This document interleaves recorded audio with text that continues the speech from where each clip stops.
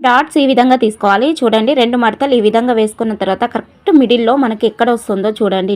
ఇలా మనం తీసుకున్న తర్వాత మిడిల్‌లో ఒక మార్క్ చేసేసుకోవాలి. దానికి కింద ఒక పావు ఇంచు మార్క్ చేసేసుకొని ఎంత పొడవు కావాలనేది ఇప్పుడు మనం పెట్టేసుకోవాలి. ఇలా పెట్టేసుకొని ఈ డాట్ అనేది కుట్టాలి. చూడండి ఉక్సు కాజా పట్టికి ఉంటుంది కదా, ఈ డాట్ ఈ విధంగా ఇలా కుట్టేసుకోండి.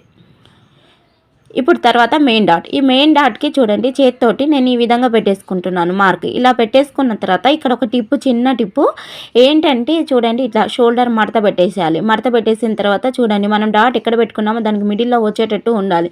ఈ విధంగా కుడితేనే మనకి ఈ మెయిన్ డాట్, ఈ టక్స్ అనేవి చాలా బాగా కుదురుతాయి. చూడండి ఇలా పెట్టుకొని ఎంత పొడవు కావాలో మార్క్ చేసేసుకొని ఇలా స్టిచ్ చేసుకోండి. మీకు రౌండ్‌గా చక్కగా రావాలి అసలు ఇందులో అని అనంటే ఈ విధంగా అయితే కుట్టండి. చూడండి ఈ 2 డాట్స్ కుట్టిన తర్వాత ఆటోమేటిక్‌గా మూడో డాట్స్‌కి మనకి ఇలా మడత అనేది పడిపోతుంది. చూడండి కరెక్ట్‌గా పడిపోతుంది. అలా పడిపోయిన తర్వాత చూడండి ఈ విధంగా ఎంత దూరం